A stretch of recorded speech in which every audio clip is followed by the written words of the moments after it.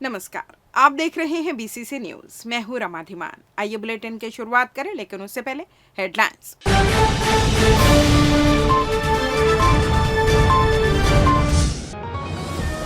11 सूत्रीय मांगों को लेकर फेडरेशन आंदोलन पर वादा निभाने हो रही मांग। ट्रेलर चालक की राखड़ में दबकर मौत, हादसे के लिए कौन जिम्मेदार? ऑपरेशन सिंदूर के बाद लौटी कैप्टन प्राची, रतनपुर में हुआ भव्य स्वागत। और सावन में शिव की महिमा का गुणगान, भक्त जुटे आराधना में। हेडलाइंस के बाद खबरें विस्तार से। छत्तीसगढ़ कर्मचारी अधिकारी फेडरेशन की जिला शाखा बिलासपुर द्वारा बुधवार को मोदी की गारंटी लागू करो नारे के साथ चरणबद्ध आंदोलन की शुरुआत की गई। आंदोलन के प्रथम चरण में रैली व ज्ञापन सौंपा गया। प्रदर्शन में सैकड़ों की संख्या में कर्मचारी अधिकारी शामिल हुए।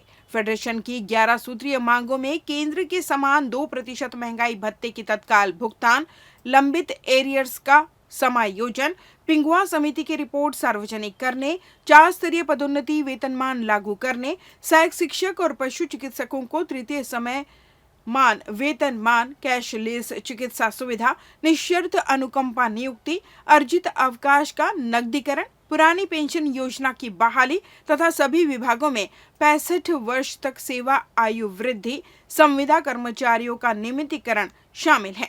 फेडरेशन ने चेतावनी दी कि यदि मांगे पूरी नहीं होती है तो आंदोलन का दूसरा चरण 22 अगस्त को नेहरू चौक में समाधान करो प्रदर्शन के रूप में होगा, जिसमें ब्लॉक व जिला मुख्यालयों पर सामूहिक अवकाश लेकर हल्ला बोल किया जाएगा। फेडरेशन का कहना है कि लड़कर लिया है, लड़कर लेंगे, मोदी की गारंटी लेकर रहेंगे का संकल्प अब पीछे नहीं हटेगा। इस प्रदर्शन में जिला स्तर के समस्त मान्यता प्राप्त एवं गैर मान्यता प्राप्त संगठनों के प्रतिनिधि संगठनों ने भी भाग लिया। पूरे प्रदेश में 5.5 लाख से अधिक अधिकारी कर्मचारी आंदोलन पे हैं। ऐसे समय में धीरे धीरे आंदोलन का जो स्वरूप है एकाएक नहीं होता। हम लगातार आंदोलन अपना ज्ञापन देते रहे हैं, शासन से मांग करते रहे हैं और एक ऐसा समय जब आ गया कि अब आंदोलन ही एक आखिरी रास्ता बच गया। इसलिए आज पूरे अधिकारी कर्मचारी जो हैं सड़क पर हैं और हमारी लड़ाई जो है लगातार चलती रहेगी। अगर आज हमारी 11 सूत्री मांगे पूरी नहीं होती है तो 22 तारीख को एक उग्र आंदोलन एक दिवसीय का करके हम शासन प्रशासन के जो काम है उनको मजबूरी में बंद करना पड़ रहा है। और 11 सूत्री मांग बहुत ही बेसिक चीजें हमारी, महंगाई भत्ता का एरिया जो पुराने हैं, हमारे अधिकारी कर्मचारी यदि कोई खत्म हो जाते हैं तो निःशर्त उनको अनुकंपा नियुक्ति दी जानी चाहिए, क्योंकि उसमें शर्त लगा रहे पढ़े लिखे बच्चे हैं जिनको आज वृत्त की नौकरी दी जा रही है। इंजीनियरिंग किए हुए लड़के, बीकॉम किए हुए, बीएससी किए हुए और काफी उच्च स्तर के जो बच्चे हैं आज उनको वृत्त की नौकरी दी जा रही है। निश्चित रूप से प्रदेश के लिए एक अलग मामला है। और ऐसे ही 4 स्तरीय पदोन्नत मामला जो हमारे पहले से 8, 16, 24, 20 वर्ष में दी जानी चाहिए वो है। तो बेसिक चीजें हैं जिनको दी जानी चाहिए, उसी को लेकर के आज हमारी लड़ाई पूरे कर्मचारी आंदोलित है। और अगर हमारी मांग पूरी नहीं होती है तो ये आंदोलन का स्वरूप और आने वाले समय में उग्र होगा और चरणबद्ध आंदोलन करने के लिए पूरे प्रदेश के कर्मचारी अधिकारी बाध्य होंगे। देखिए, हम लोगों की जो मांगे हैं वो विधानसभा चुनाव के पूर्व भाजपा की सरकार ने अपने घोषणा पत्र में लिखा था कि मोदी जी की गारंटी है। हम लोग वही मांग रहे हैं। उसके सहित हम लोग की 11 सूत्री मांगे हैं जो हर शासन में हम लोग को छला जाता है। इस बार चूंकि डबल इंजन की सरकार है, हम लोग पूरी तरह से आशान्वित है कि हमारी मांगों को शासन पूर्ण करेगी। 11 सूत्री मांगों को लेकर ये पूरे प्रदेश भर में छत्तीसगढ़ कर्मचारी अधिकारी फेडरेशन का आज प्रथम चरण का आंदोलन है। यदि 22 अगस्त के पूर्व इन मांगों पर कोई सकारात्मक विचार नहीं होता, यदि मांगे पूरी नहीं होती तो मान के चलिए 22 अगस्त को पूरा छत्तीसगढ़ बंद रहेगा। पूरे एक दिवसीय सामूहिक अवकाश लेकर कामकाज ठप करके पूरे कर्मचारी अधिकारी वहां बैठ जाएंगे। हम सभी एनएचएम के सुविधा स्वास्थ्य कर्मचारी हैं। हमारी वही मांग है 20 वर्षों से लंबित नियमितीकरण, ग्रेड पे, अनुकंपा नियुक्ति। लगातार हम इस मुद्दे को लेकर शासन प्रशासन से आवेदन दे रहे हैं। सभी विधायकों को दिया आवेदन, जिलाध्यक्ष को दिया आवेदन, फिर भी हमारी मांग आज तक पूरी नहीं हुई। एक बार पुनः हमने संयुक्त संचालक मैडम से 1 मई को हमने हड़ताल किया था मजदूर दिवस के लिए। वहाँ भी उन्होंने कहा कि 1 महीने के अंदर में हम आपकी कुछ मांगों को जरूर पूरा करेंगे। 2 महीने के गुजर जाने के बाद भी किसी भी प्रकार की कोई सहमति नहीं बनी, ना मांग पूरी हुई। इसलिए हमने ये 2 दिवस का धरना प्रदर्शन किया है। आज बिलासपुर जिले में हड़ताल कर रहे हैं, कल हम रायपुर में जाएंगे, विधानसभा घेराव का आयोजन। क्या लगता है सरकार नहीं चाह रही है सिस्टम में आप लोगों को ऐसा रखना है या कुछ और ऐसा है? सर, यही तो सबसे बड़ी पीड़ा। अगर 1.5 लाख शिक्षा कर्मी नियमित हो सकते हैं तो महज 16,000 स्वास्थ्य कर्मचारी क्यों नहीं लगे? फिर वो स्वास्थ्य कर्मचारी जो अभी एक जिले या किसी मोहल्ले में डायरिया फैल जाएगा, वो कर्मचारी डोर टू डोर सर्वे करके उसका इलाज करने के लिए तत्पर है। दूरस्थ गांव में आपने हॉस्पिटल खोल दिया है, तो एक सीएचओ को बैठा दिया है। 5,000 के 10,000 की आबादी में एक चिकित्सा बैठा है जो पूरी तरह से निरंतर सेवा दे रहा है। वो आयुष्मान कार्ड बना रहा है, एनसीडी पोर्टल में स्क्रीनिंग कर रहे हैं, बीपी शुगर की जांच कर रहे हैं, हर प्रकार की सुविधाएं आम जनता को देना चाह रहे हैं। फिर भी सरकार हमारी क्यों नहीं सुन रही है? आप ही के माध्यम से हम ये आवाज जरूर पहुंचा रहे हैं। धन्यवाद। शांति निकाय फेडरेशन के आह्वान पर 2 चरणबद्ध आंदोलन के अभी निर्णय लिया गया है। इसके प्रथम चरणबद्ध के आंदोलन में आज ज्ञापन प्रदर्शन रैली है 11 सूत्री मांगों को लेकर, जिसे हमने मोदी की गारंटी की मांग पूरा करो के मांग किया है। निश्चित रूप से पूरे प्रदेश के कर्मचारी विधानसभा चुनाव के पूर्व बड़े आशान्वित थे कि जैसी ये डबल इंजन की सरकार आएगी, प्रदेश के कर्मचारियों की सभी मांगे पूरी हो जाएगी। लेकिन आज 2 वर्ष व्यतीत हो जाने के बाद शासन के द्वारा कोई सकारात्मक निर्णय नहीं लेने के कारण पूरे प्रदेश के कर्मचारियों में निराशा और आक्रोश व्याप्त है, और इसी का परिणाम है कि हमें समयबद्ध अपना आंदोलन करना पड़ रहा है। निश्चित रूप से डबल इंजन की सरकार यदि इस मांग को पूरा नहीं करेगी प्रथम चरण के आंदोलन पर, तो हमने निर्णय लिया हुआ है कि दूसरे 22 अगस्त को पूरे प्रदेश के कर्मचारी सार्वजनिक अवकाश लेकर के 1 दिवसीय हड़ताल करेंगे। कलेक्टर संजय अग्रवाल ने साप्ताहिक टीएल बैठक में राज्य सरकार की फ्लैगशिप योजनाओं की गहन समीक्षा की। उन्होंने आयुष्मान भारत, एग्रीस्टेक पोर्टल और पीएम किसान सम्मान निधि योजना की धीमी प्रगति पर नाराजगी जताई।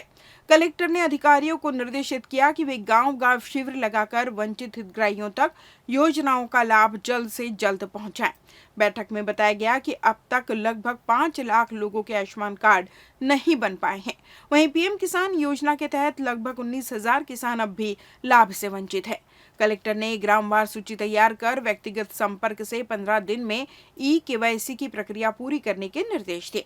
उन्होंने प्रतिदिन केवल 2,000 आयुष्मान कार्ड बनाए जाने को बेहद कम बताते हुए स्वास्थ्य विभागों को लापरवाही के लिए फटकार लगाए।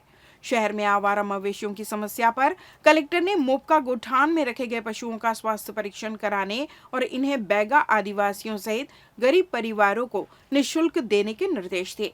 साथ ही बिजली खंभों पर अवैध रूप से विज्ञापन लगाने वालों पर जुर्माना लगाने को कहा।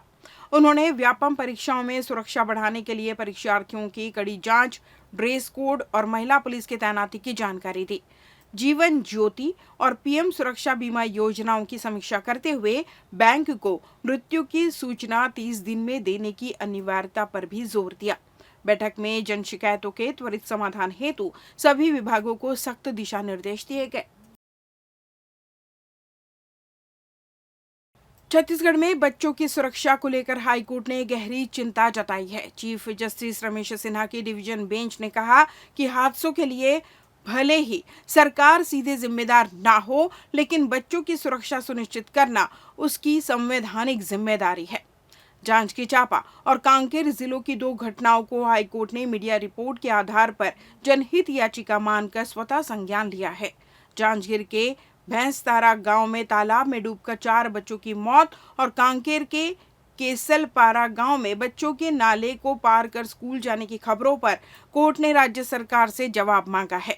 कोर्ट ने मुख्य सचिव को 29 जुलाई तक व्यक्तिगत शपथ पत्र दाखिल करने और बताए गए मामलों में अब तक की गई कार्रवाई की जानकारी देने का निर्देश दिया। हाईकोर्ट ने राज्य सरकार को स्कूलों के आसपास मौजूद खतरनाक स्थानों जैसे तालाब, पुलिया और गहरे नाले को चिन्हित कर तत्काल सुरक्षा उपाय करने कहा। कोर्ट ने सवाल किया कि आखिर सरकार अब तक इस तरह की घटनाओं को रोकने में क्यों नाकाम रही है। यह आदेश बच्चों की सुरक्षा को लेकर गंभीर संदेश देता है और जिम्मेदारों को ठोस कार्रवाई के लिए प्रेरित भी करता है। रायपुर सहित प्रदेश के 40 लाख वाहनों पर हाई सिक्योरिटी रजिस्ट्रेशन प्लेट लग सके, इसलिए परिवहन ट्रैफिक अधिकारियों ने सड़कों पर ही कैंप लगाना शुरू कर दिया है। चौक चौराहों में अभियान चलाकर वाहन खामियों को नंबर प्लेट लगाने के लिए जागरूक किया जा रहा है। अभियान के दौरान परिवहन विभाग का कहना है कि नंबर प्लेट ऑनलाइन बुक करने में किसी तरह की परेशानी ना हो, इसलिए सड़कों में ही कैंप लगाया जा रहा है। डिटेल लेकर ऑनलाइन नंबर प्लेट अप्लाई करवाई जा रही है। रायपुर की सड़कों में अभियान चलाकर विभागीय अधिकारियों ने अब तक 1000 से ज्यादा वाहन स्वामियों की नंबर प्लेट को ऑनलाइन बुक किया है। परिवहन अधिकारी बीते कुछ दिनों में मधुसूदन चौक, ओसीएम चौक, पंडरी समेत पचपेड़ी नाका, टर्निंग पॉइंट चौक, शंकर नगर, तेलीबांधा चौक में कैंप लगाकर वाहन स्वामियों को प्लेट मौके पर बुक की जा रही है। परिवहन अधिकारियों ने वाहन स्वामियों से जल्द प्लेट लगाने की अपील की है ताकि चालानी कार्रवाई से बचा जा सके। ये अभी आरटीओ विभाग की तरफ से और शासन की तरफ से कार, बाइक, जो भी जो रोड में चलने वाला जो भी पेट्रोल वाली ईंधन वो है वाहन, उसमें हाई सिक्योरिटी नंबर का वो चल रहा है लगाने का। उसके तहत आरटीओ वाले मतलब रोक के सबका वो रजिस्ट्रेशन कर रहे हैं और जो भी रजिस्ट्रेशन का फीस लगता है ले रहे हैं। और नंबर प्लेट के बारे में वो बताया जा रहा है कि आपको इस बिल्डिंग में इस तारीख को आपका नंबर प्लेट मिल जाएगा। तो उसका अभियान चला रहे हैं। उसमें यातायात की तरफ से सहयोग वो मांग किए हैं, तो हम लोग ड्यूटी करने आए सहयोग करने के लिए। हाई सिक्योरिटी रजिस्ट्रेशन प्लेट जो होता है, इसको लगाना अभी अनिवार्य कर दिया गया है सरकार की तरफ से। तो इसके लिए मुहिम छेड़ा गया है पुलिस विभाग और परिवहन विभाग के द्वारा कि सारे जो पुराने 1 अप्रैल 2019 के पहले की गाड़ियों में, जो पहले क्या है कि ये नंबर प्लेटें नहीं थे, उसके बाद में हैं, तो अब वो जो पुरानी गाड़ियों हैं उन पे मुहिम छेड़ा गया है कि उनको लगवाना अनिवार्य है। तो उसके कारण हम लोग यहाँ पे जितने भी कार्रवाई कर रहे हैं, फिलहाल अभी चालानी कार्रवाई नहीं हो रही है। अभी जो हमारी टीम बैठी हुई है जो कि आवेदन यहाँ पे और मोबाइल अपडेट सुविधा जो है प्रदान कर रही है हर जगह पे जा के। हाल ही में प्रदेश सरकार द्वारा बिजली की दरों में 10 से 20 पैसे प्रति यूनिट की वृद्धि की गई है, जिसके बाद अब कांग्रेस पार्टी के लोग इसका विरोध करते हुए कांग्रेस भवन में मंगलवार को पत्रकार वार्ता का आयोजन किया, जिसमें उन्होंने पत्रकारों से चर्चा करते हुए कहा कि सरकार द्वारा बढ़ाई गई बिजली की बढ़ोतरी से गैर घरेलू बिजली के दर 25 पैसे प्रति यूनिट महंगी कर दी गई है। साथ ही उन्होंने कहा कि बढ़ाई गई बिजली दर से किसानों का बोझ बढ़ेगा। कांग्रेस पार्टी के नेताओं का कहना था कि कृषि पंप के बिजली के दाम में 50 पैसे प्रति यूनिट की वृद्धि की गई है, जिससे किसानों की कमर टूट जाएगी। उन्होंने भाजपा सरकार को घेरते हुए कहा कि कांग्रेस सरकार में बिजली बिल हाफ किया गया था, जिससे 65 लाख से अधिक घरेलू भुगतान को करीब 3240 करोड़ रुपए की सब्सिडी देकर बड़ी राहत दी गई थी। पर भाजपा सरकार बिजली दर के बढ़ाने के साथ ही स्मार्ट मीटर लगवा रही है, जिसमें अधिक बिल आने की आशंका है। बिजली दरों में वृद्धि के मामले में कांग्रेस पार्टी के नेताओं ने आगामी दिनों में बिजली विभाग के कार्यालय का घेराव करने की जानकारी मीडिया को देते हुए कहा कि भाजपा सरकार बिजली बिल हाफ होने के बजाय साफ हो गई है। बिलासपुर समेत अन्य जिलों में अघोषित बिजली कटौती से लोग खासे परेशान हैं और अब सरकार में बैठे लोग बिजली बिल में बढ़ोतरी कर आम जनता की जेब काटने का प्रयास कर रहे हैं। सरकार को बने छत्तीसगढ़ में 1.5 वर्ष हो चुके हैं और 1.5 वर्ष में खाद, बीज, बिजली की समस्या से पूरे छत्तीसगढ़ के किसान परेशान हैं। साथ ही शहरों में किसी भी वार्ड में आप लोग रहते हो, आम नागरिक रहते हो, हम लोग रहते हो, कोई भी ऐसा दिन नहीं है जिसमें 3 से 4 बार बिजली की कटौती नहीं हो रही है। अचानक जैसे किसी का हार्ट अटैक होता है, ऐसे बिजली चली जाती है। 3 घंटा, 4 घंटा, 5 घंटा तक के अंधकार में बिलासपुर शहर के लोगों को रहना पड़ता है। सरकार की योजनाएं होती थी गांवों का कस्बाईकरण और शहरीकरण करे, अब शहरों का ग्रामीणकरण और कस्बाईकरण किया जा रहा है। हर 4 घंटे 6 घंटे में बिजली गोल होती है। हमारी सरकार थी कांग्रेस की, तो तमाम वृद्धियों में जो वृद्धि थी वो लगभग 0% के बराबर थी। जब से भारतीय जनता पार्टी की सरकार पौने 2 साल से इस प्रदेश में आई है, लगभग 80 पैसे 13% की वृद्धि हो गई है। ये जमीन हमारा, कोयला हमारा, पानी हमारा, बिजली उत्पादन हम इस छत्तीसगढ़ में करके दूसरे प्रदेश को दे रहे हैं, तो फिर आम जनता छत्तीसगढ़ की बिजली बिजली वृद्धि, बिजली बिल में वृद्धि, बिजली की कटौती, अघोषित बिजली बिल कटौती, अघोषित स्मार्ट मीटर नाम पर लूटने का काम, डीजल में बढ़ोतरी, अडानी का कोयला खरीदने को मजबूर। आखिर ऐसी कौन सी आपातकाल परिस्थिति बन गई है कि इस छत्तीसगढ़ सरकार में आज तक आजादी के बाद से कभी आम जनता इस बिजली बिल से कभी परेशान नहीं रहा, बिजली बिल कटौती के नाम में परेशान नहीं रही। और आज देखेंगे कि बिजली उत्पादन के साथ साथ, बिजली वृद्धि के साथ साथ बिजली आम जनता, मध्यम वर्गीय परिवार, गरीब लोग बिजली के लिए मजबूर हो गए हैं। बिजली के नाम पर लोगों को लूटा जा रहा है इस प्रदेश में। एनटीपीसी सीपत के एस डाइक 2 ग्राम राख में मंगलवार रात एक दर्दनाक हादसा हुआ, जिसमें ट्रेलर चालक की राखड़ के नीचे दबकर मौत हो गई। मृतक की पहचान 38 वर्षीय राम खिलावन महिलांगे निवासी घुटेली मेला के रूप में हुई है। वह हाल ही में सक्रिय शांति नगर स्थित ससुराल में रह रहा था और मोनू राजपाल नामक कंपनी में ट्रेलर चालक के रूप में कार्यरत था। मिली जानकारी के अनुसार सोमवार रात करीब 1 बजे राम खिलावन राख डैम से ट्रेलर में राखड़ लोड करने पहुंचा था। आशंका है कि ट्रेलर के डालने पर चढ़कर तिरपाल निकालते वक्त चॉन माउंटिंग मशीन से अचानक राखड़ डाली गई, जिससे वह नीचे दब गया। उसका मोबाइल ट्रेलर के केबिन में ही मिला, जबकि शव मंगलवार रात करीब 10:30 बजे ग्रामीणों की मदद से ट्रेलर से राखड़ हटाने पर मिला। राम खिलावन की गुमशुदगी की रिपोर्ट मंगलवार को मस्तूरी थाने में दर्ज कराई गई थी।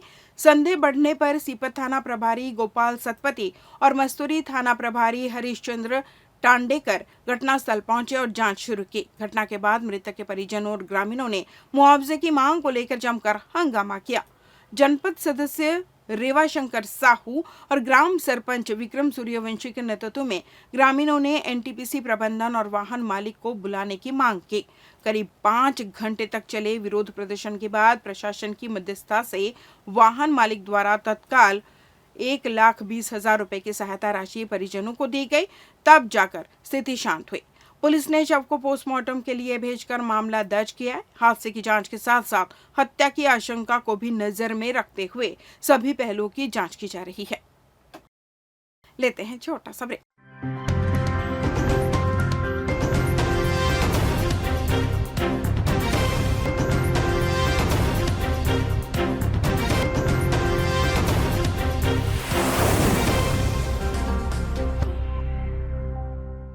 ब्रेक के बाद आपका स्वागत है। बढ़ते हैं अगली खबर की ओर। रतनपुर की माटी में जन्मी और पली बढ़ी कैप्टन डॉक्टर प्राची शर्मा ने अपने साहस, समर्पण और कड़ी मेहनत से पूरे क्षेत्र का नाम रोशन किया है। भारतीय सेना के आर्मी मेडिकल कोर में कैप्टन के पद पर पदस्थ प्राची शर्मा का बुधवार को रतनपुर आगमन पर महामाया चौक में भव्य स्वागत किया गया। नगर वासियों ने तालियों, पुष्प वर्षा और नारों के साथ अपनी वीरांगना बेटी का अभिनंदन किया। प्राची शर्मा शिक्षक दंपति मीरा शर्मा एवं अनिल शर्मा की सुपुत्री हैं। उन्होंने रतनपुर के सरस्वती शिशु मंदिर से स्कूली शिक्षा प्राप्त की और आगे की पढ़ाई ताइशान मेडिकल यूनिवर्सिटी चीन से MBBS कर पूरी की। चीन से लौटने के बाद उन्होंने पहले ही प्रयास में FMG परीक्षा उत्तीर्ण कर अपनी प्रतिभा का परिचय दिया। कोरोना महामारी के कठिन दौर में उन्होंने एम्स रायपुर में अपनी सेवाएं दी। इसके बाद उन्होंने प्रधानमंत्री शहरी चिकित्सा सेवा में भी योगदान दिया। उनकी सेवा भाव और समर्पण ने उन्हें भारतीय सेना तक पहुंचाया। जनवरी 2023 में उन्होंने कर्नाटक के बेलगांव स्थित आर्मी ट्रेनिंग सेंटर से अपने सैन्य जीवन की शुरुआत की। प्राची को प्रशिक्षण के 4 माह के भीतर ही लखनऊ में विशेष सैन्य प्रशिक्षण के लिए चयनित किया गया। 25 जुलाई 2023 को प्रशिक्षण पूरा होते ही उन्हें जम्मू कश्मीर के संवेदनशील सांबा सेक्टर में तैनात किया गया। वहां उन्होंने ऑपरेशन सिंदूर में हिस्सा लिया और विषम परिस्थितियों में मातृभूमि की रक्षा की। अंतर्राष्ट्रीय कन्या शिशु दिवस के दिन उन्हें कमीशनिंग मिली, जिसमें उनके पिता अनिल शर्मा एवं कर्नल रजनी ने उनके कंधों पर 3-3 स्टार लगाकर सेना में उनका स्वागत किया। यह क्षण किसी भी पिता के लिए गर्व और सम्मान का प्रतीक बन गया। प्राची आज रतनपुर की बेटियों के लिए प्रेरणा की प्रतिमूर्ति बन चुकी है। उन्होंने यह साबित कर दिया कि बेटियां सिर्फ किताबों तक सीमित नहीं है, वे जरूरत पड़ने पर बंदूक भी थाम सकती है और सरहद की रक्षा कर सकती है। उनके सम्मान में नगरवासियों ने महामाया चौक पर स्वागत समारोह आयोजित किया। प्राची ने भावुक होकर कहा, यह सम्मान मेरा नहीं, हर उस बेटी की जीत है जो सपनों के लिए लड़ना जानती है। रतनपुर के इतिहास में यह दिन गौरव का प्रतीक बन गया है, जब नगर की बेटी ने अपने साहस और समर्पण से राष्ट्रीय मंच पर पहचान बनाई। देना चाहती हूँ, इस बार हमने थोड़ा टाइम लिया था और फिर अटैक किया था। इस बार हमारा प्लान है कि अगर गलती से भी किसी ने भी आगे से कुछ भी किया, उसी दिन अटैक किया जाएगा, बदला उसी दिन नहीं। अभी आपके सामने जो उपस्थित है कैप्टन प्राची शर्मा, इन्होंने निश्चित रूप से न केवल नगर के लिए बल्कि आसपास के क्षेत्रों के लिए जो सेना के क्षेत्र में जाना चाह रहे हैं उनके लिए एक प्रेरणा है। इस रतनपुर के साथ साथ अपने माँ बाप और पूरे नगर वासियों का आज सीना बहुत चौड़ा हो गया है कि इस छोटा सा नगर में ऐसे प्रतिभावान बेटी का जन्म हुआ। मैं तो उनके लिए कहने के लिए मेरे पास शब्द नहीं है, इतना खुश हूँ मैं, इतना गदगद हूँ। राजधानी रायपुर में अब जल्द ही कैदियों की बनाई अगरबत्तियों से आपका घर महकने जा रहा है। इसके साथ ही आप कैदियों के द्वारा बनाए गए इंटीरियर सामान से घर की भी सजावट कर सकेंगे। दरअसल जेल प्रशासन, गौ सेवा आयोग और गौशाला सेवा समिति की ओर से कैदियों को मुख्य द्वार से जोड़ने व कुशल बनाने के लिए जेल में बंद कैदियों को अगरबत्ती बनाने प्रशिक्षण दिया जा रहा है। सेंट्रल जेल रायपुर में कैदियों को अगरबत्ती प्रशिक्षण के अलावा उन्हें गोनाइल, दिया, कंडे, मूर्तियां एवं सजावटी सामग्री, गमले और बायो प्लांटर के साथ ही अन्य सामान का भी निर्माण करना सिखाया जा रहा है। इसके साथ ही जेल में गौ उत्पाद निर्माण यूनिट की स्थापना करने की योजना बनाई गई है। कैदियों के बनाए सामान को जेल के शॉपिंग मॉल में बेचा जाएगा। यहां से आम नागरिक इन्हें खरीद सकेंगे। इसका उद्देश्य यह है कि जेल से छूटने के बाद कैदी स्वरोजगार कर सके। बता दें कि सुशासन योजना के तहत पहली बार इस तरह की पहल रायपुर सेंट्रल जेल में की जा रही है। मीडिया से चर्चा के दौरान जेल अधीक्षक योगेश सिंह क्षत्री ने बताया कि प्रशिक्षण के बाद कैदियों के लिए गोबर से सामान बनाने के लिए निर्माण मशीन जेल में लगाई जाएगी। इसलिए राज्य सरकार को प्रस्ताव बनाकर भेजा जाएगा। इसकी स्वीकृति मिलते ही अलग से यूनिट लगाई जाएगी। उन्होंने ये भी कहा कि ये प्रशिक्षण न केवल कैदियों को रोजगार की दिशा में सक्षम बनाएगा, बल्कि समाज में पर्यावरण संरक्षण के प्रति भी एक मजबूत संदेश देगा। गौ उत्पाद जैसे प्राकृतिक संसाधन से निर्मित वस्तुओं का उपयोग पर्यावरणीय दृष्टि से सुरक्षित, सस्ता एवं टिकाऊ होता है। बता दें कि जेल में बड़ी संख्या में गौ पालन किया जाता है। कैदी बाकायदा गाय की देखरेख करने के साथ ही चारा और दूध का संकलन भी करते हैं। हम लोगों ने एक प्रशिक्षण सत्र आयोजित करने का जो है एक पूरा प्लान बनाया है, जिसमें अभी हम लोगों ने आर्ट ऑफ लिविंग का एक प्रिजन कोर्स कंप्लीट कराया है। इसके साथ ही गौ सेवा आयोग के साथ कोलैबोरेशन में और उनके सहयोग से जो है जेल में 4 दिवसीय जो है प्रशिक्षण कार्यक्रम, जो गौशाला में निकलने वाले उत्पाद हैं उससे एक ही प्रोडक्ट बनाने का उसमें प्रशिक्षण दिया गया है। चूँकि जेल में गौशाला स्थापित है, इसलिए ये कार्य जो है यहाँ पर आसानी से किया जा सकता है। साथ ही ग्रामीण क्षेत्रों में जो बंदी होते हैं वहाँ पर भी गायों की उपलब्धता रहती है, तो ये काम वो कर सकते हैं। साथ ही ये एक पर्यावरण के अनुकूल कार्य है। इसमें जो है अगरबत्ती बनाना, धूप या अग्निहोम धूप बनाने का प्रशिक्षण दिया गया। इसके साथ ही मूर्ति बनाना और गोनाइल है जो गौमूत्र के अर्क से बनता है और वो फिनाइल का एक सब्स्टिट्यूट है। तो इस तरह कई प्रोडक्ट जो है बनाने का प्रशिक्षण जो है बंदियों को दिया गया है, जिसमें कि विभिन्न प्रशिक्षक जो है अलग अलग स्थानों से यहाँ पे आए हुए थे। इसमें हमारी भविष्य में ये योजना है कि इसमें से कुछ प्रोडक्ट जो है उसको हम बनाकर जो है एम्पोरियम के माध्यम से विक्रय हेतु भी रखेंगे। इसके साथ ही जो है हम आगामी हमारी कार्य योजना में जो है इंदिरा गांधी कृषि विश्वविद्यालय के साथ जो है उनके सहयोग से दिनांक 16 से जो है 4 दिवसीय प्रशिक्षण कार्यक्रम ऑर्गेनिक फार्मिंग और बागवानी विषय पर आयोजित है। तो इस प्रकार हम अभी लगातार जो है बंदियों के लिए कुछ न कोई ऐसा अवसर या सकारात्मक कार्य एक पॉजिटिव एटमॉस्फेयर तैयार करने के लिए हम ऐसा कार्य जो है लगातार आयोजित करते रहेंगे। यही अभी हमारी कार्य योजना में है। देखिए, हर प्रशिक्षण सत्र में जो है अलग अलग बंदियों को सम्मिलित किया जाता है, इससे कि अधिक से अधिक बंदी जो है किसी न किसी स्किल में जो है या कोई ना कोई काम सीख सके। तो अलग अलग प्रशिक्षण में अलग अलग बंदियों को सम्मिलित किया जाता है। अभी हमारे जो 2 प्रशिक्षण आयोजित हुए इसमें 60 बंदी सम्मिलित हुए थे। 30-30 का 2 बैच था और अभी आगामी भी जो है वो भी 30-30 के 2 बैच रहेंगे उसके लिए भी। लक्ष्मी नारायण कन्या उच्चतर माध्यमिक शाला रायपुर में शाला प्रवेश उत्सव का कार्यक्रम मंगलवार को गुरुकुल हॉल में किया गया। कार्यक्रम के मुख्य अतिथि के रूप में सेवानिवृत्त IAS अधिकारी शारदा वर्मा शामिल हुई। कार्यक्रम की अध्यक्षता कार्यकारी अध्यक्ष अजय तिवारी ने की। इस मौके पर मुख्य अतिथि शारदा वर्मा ने नव प्रवेशित छात्राओं को कॉपी, पेन, पुस्तक एवं मिष्ठान भेंट कर स्वागत सत्कार किया। उन्होंने अपने उद्बोधन में कहा कि छात्र किसी भी स्थान पर पहुंचे वह अपने गुरुजनों के द्वारा दी गई शिक्षा के कारण ही संभव होने की बात कही। वहीं समिति के कार्यकारी अध्यक्ष अजय तिवारी ने संक्षिप्त उद्बोधन से विद्यालय की स्थापना एवं उपलब्धियों पर जानकारी देते हुए नव प्रवेशित छात्राओं के उज्जवल भविष्य की कामना की। इस मौके पर समिति की सचिव श्रीमती शोभा खंडेलवाल, सम्मानीय सदस्य श्रीमती पूजा दानी, RK गुप्ता विशेष रूप से उपस्थित रहे। कार्यक्रम में गुरुकुल महिला महाविद्यालय की प्राचार्य डॉक्टर श्रीमती संध्या गुप्ता, कमला देवी संगीत महाविद्यालय के प्राचार्य डॉक्टर विद्यानाथ सिंह एवं लक्ष्मी नारायण कन्या उच्चतर माध्यमिक शाला की प्राचार्य श्रीमती मनीषा गोई के द्वारा मुख्य अतिथि को शॉल, श्रीफल एवं प्रतीक चिन्ह भेंट कर सम्मान किया गया।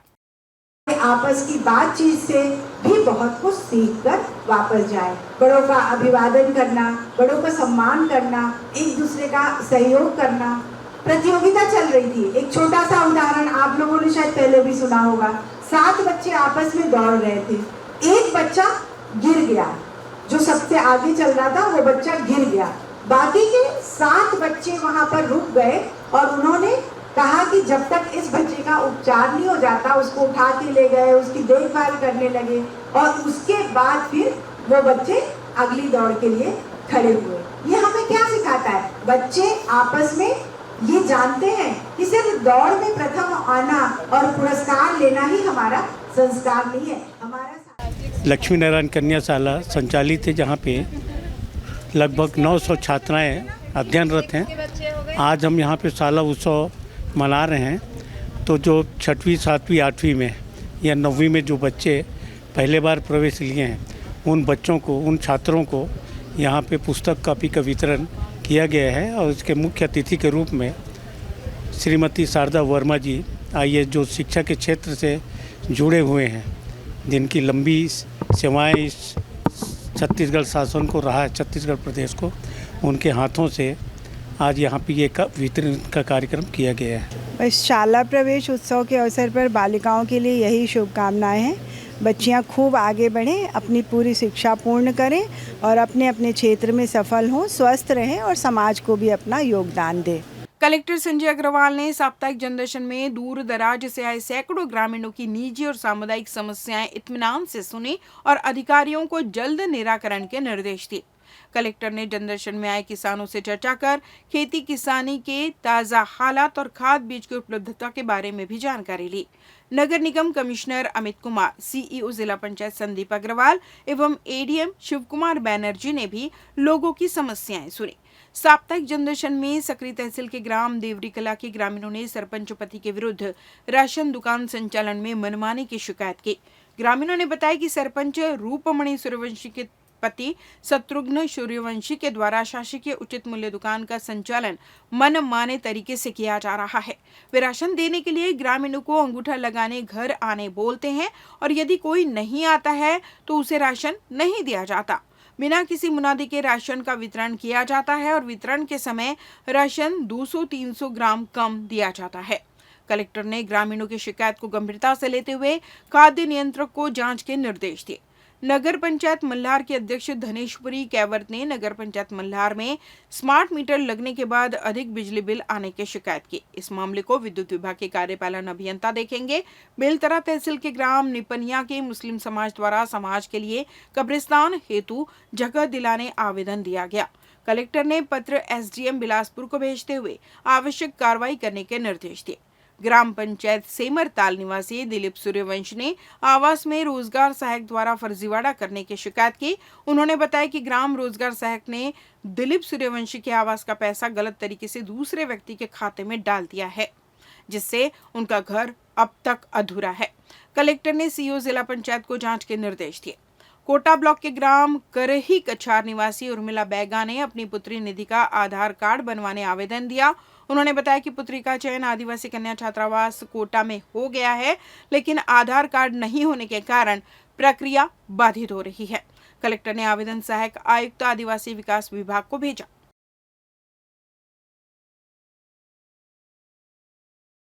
राष्ट्रीय स्वास्थ्य मिशन में संविदा के रूप में अपनी सेवा देने वाले 16,000 स्वास्थ्य कर्मियों को अब तक नियमित नहीं किया गया है, जिसकी वजह से ही उन्हें अन्य सुविधाएं भी नहीं मिल रही है, जिसे लेकर छत्तीसगढ़ प्रदेश NHM कर्मचारी संघ के बैनर तले 2 दिवसीय विरोध प्रदर्शन कर ज्ञापन सौंपा जा रहा है।